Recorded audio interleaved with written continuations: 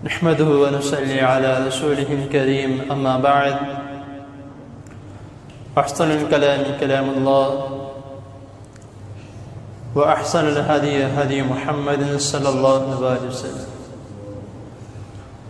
أعوذ بالله السميع العليم من الشيطان الرجيم من همزه ونفثه ونفثه.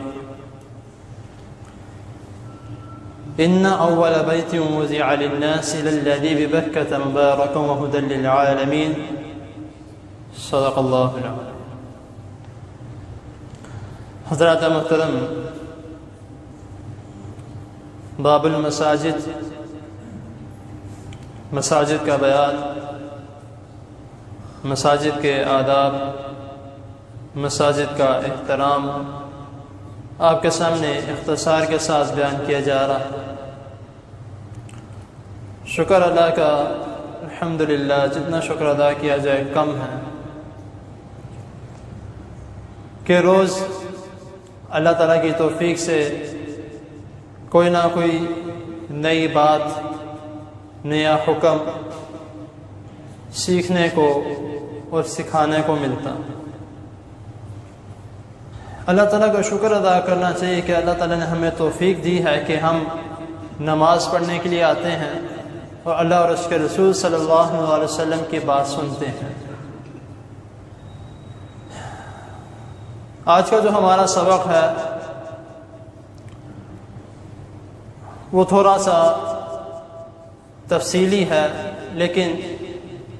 میں مکمل آج بیان نہیں کروں گا، تھوڑا سا آج بیان کروں گا تو تھوڑا سا آئندہ انشاءاللہ تعالی بیان کروں گا تاکہ بات کی سمجھ بھی لگ جائے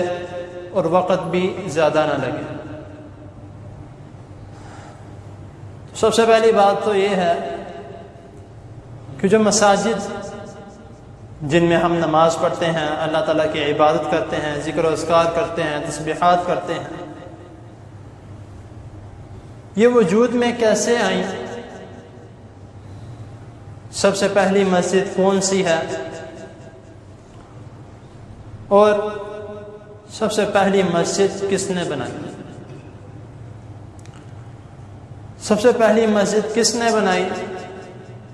اس کے بارے میں،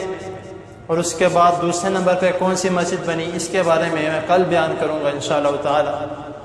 آج جو شروع میں جس کی وجہ سے مسجد بنائی گئی وہ تھوڑا بہت بیان کر دیتا ہوں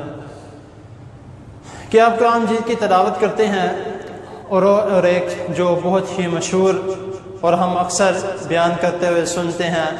یا اکثر ہم خود بھی پڑھتے ہیں، بہت سے لوگ ایسے ہیں جن کو یہ واقعہ یہ بات یاد بھی ہے کہ جب اللہ تعالیٰ نے فرشتوں سے ہم کلام ہوئے اور فرشتوں سے یہ فرمایا کہ میں انسان اپنی عبادت کے لیے یا زمین کے خلیفہ بننے کے لیے انسان کو پیدا کرنے لگا۔ پہلے اس بارے میں ہے وَإِذْ قَالَ رَبُّكَ لِلْمَلَائِكَةِ إِنِّي جَاعِلٌ فِي الْأَرْضِ خَلِيفَةً، کہ میں انسان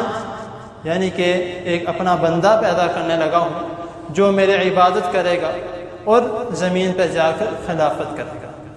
یعنی کہ خلیفہ بنے گا زمین کا۔ تو فرشتوں نے فرمایا کہ اے اللہ، آپ انسان بنانے لگے ہیں، ہم آپ کا ذکر کرتے ہیں، تسبیحات کرتے ہیں، آپ انسان بنائیں گے، وہ ایک دوسرے کو قتل کریں گے، خون خرابہ کریں گے، دنگے فساد کریں گے، تو آپ کو کیا یعنی کہ ہم ہیں آپ کی عبادت کے لیے، تو آپ کسی اور کو نہ بنائیں۔ تو لیکن اللہ تعالیٰ کا فیصلہ اٹل ہے، جو اللہ تعالیٰ فیصلہ کر لیں تو وہ لازمی پورا کرتے ہیں۔ تو اللہ تعالیٰ نے فرشتوں کو جب آگے جواب دیا کہ انی اعلم ما لا تعلمون، کہ جو میں جانتا ہوں وہ تم لوگ نہیں جانتے، کہ میں نے انسان بنا رہا ہوں، اس کو میں نے کس طرح چلانا ہے، کتنی دیر تک اس کو چلانا ہے، کب تک اس کو زمین میں رکھنا ہے، کیا کرنا ہے، سب یعنی کہ اللہ تعالیٰ بہتر جانتے ہیں۔ تو ایک اور یعنی کہ یہاں پہ ایک سبق ہمیں یہ ملتا ہے کہ جو یہ شخص کہتا ہے کہ میں فیوچر دیکھ سکتا ہوں، میں آگے کا دیکھ سکتا ہوں، میں یہ بتا سکتا ہوں کہ آپ کی زندگی میں آگے کیا ہوگا، وہ کچھ بھی نہیں بتا سکتا۔ کیوں؟ کیونکہ جس نے لکھا ہے ہماری قسمت، جس نے لکھا ہے ہمارا نصیب وہی بہتر جانتا ہے ہمارے بارے میں۔ تو اسی لیے کسی کے پاس جانا کہ بھائی میرے بارے میں بتایا جائے، میں کب تک زندہ رہوں گا، میرا کیا کتنی شادیاں ہوں گی، کیا کیا ہوگا، یہ کوئی بھی نہیں بتا سکتا۔ آگے پھر جب اللہ تعالیٰ نے حضرت آدم علیہ السلام ہمارے بابا جان، اللہ تعالیٰ نے ان کو پیدا کیا، پھر ان کو جنت میں داخل کیا، اور حضرت اماں حوا علیہ السلام ان کو پیدا کیا، تو پھر اس کے بعد پھر اللہ تعالیٰ نے حکم دیا کہ وہ فلاں درخت کے قریب نہیں جانا۔ شیطان نے ورگلایا، پھسلا دیا، فَأَزَلَّهُمَا الشَّيْطَانُ عَنْهَا فَأَخْرَجَهُمَا مِمَّا كَانَا فِيهِ وَقُلْنَا اهْبِطُوا بَعْضُكُمْ لِبَعْضٍ عَدُوٌّ کہ اللہ تعالیٰ فرما رہے ہیں کہ میں نے منع کیا تھا لیکن تم لوگ باز نہیں آئے، تو اللہ تعالیٰ نے فَقُلْنَا اهْبِطُوا بَعْضُكُمْ لِبَعْضٍ عَدُوٌّ اللہ تعالیٰ نے ان دونوں کو جنت سے نکال دیا۔ تو جب جنت سے نکال دیا گیا، زمین پر بھیج دیا گیا، اور پھر اب وہ دونوں اللہ تعالیٰ سے توبہ کر رہے ہیں، پھر اللہ تعالیٰ فرماتے ہیں فَتَلَقَّىٰ آدَمُ مِن رَبِّهِ كَلِمَاتٍ فَتَابَ عَلَيْهِ کہ میں نے ان کو آپس میں ان کی ملاقات کروا دی، اور پھر ان کو کچھ چند کلمات سکھا دیے کہ آپ وہ اللہ تعالیٰ سے توبہ کریں جو انہوں نے کیا۔ وہ توبہ کی دعا کیا تھی سب جانتے ہیں، رَبَّنَا ظَلَمْنَا أَنفُسَنَا وَإِن لَّمْ تَغْفِرْ لَنَا وَتَرْحَمْنَا لَنَكُونَنَّ مِنَ الْخَاسِرِينَ یہ توبہ کی دعا کی۔ پھر اس کے بعد اللہ تعالیٰ نے جس طرح فرمایا تھا کہ میں نے انسان کو پیدا کر رہا ہوں، وہ کس لیے پیدا کر رہا ہوں؟ اپنے عبادت کے لیے پیدا کر رہا ہوں۔ اب عبادت کے لیے ظاہر سی بات ہے کچھ نہیں ہے اس زمین پر، کوئی ایک چیز نہیں ہے، صرف اور صرف درخت ہے، پتے ہیں، باغ ہیں، میدان ہیں، سب کچھ ہے، لیکن وہاں پر عبادت کرنے کے لیے کوئی جگہ نہیں ہے۔ تو پھر اللہ تعالیٰ نے حضرت آدم علیہ السلام کے دل میں ایک خواہش ڈالی کہ حضرت آدم علیہ السلام یہ سوچ رہے ہیں کہ، اور یہ اللہ تعالیٰ سے یا یہ بات کر رہے ہیں یا اپنے دماغ میں سوچ رہے ہیں کہ عبادت کرنے کے لیے اللہ تعالیٰ نے کہا تو ہے، لیکن کہاں پہ عبادت کی جائے؟ اب وہ حضرت اللہ تعالیٰ نے جب یہ ان کے دل میں خواہش ڈالی اور پھر ان کی یہ خواہش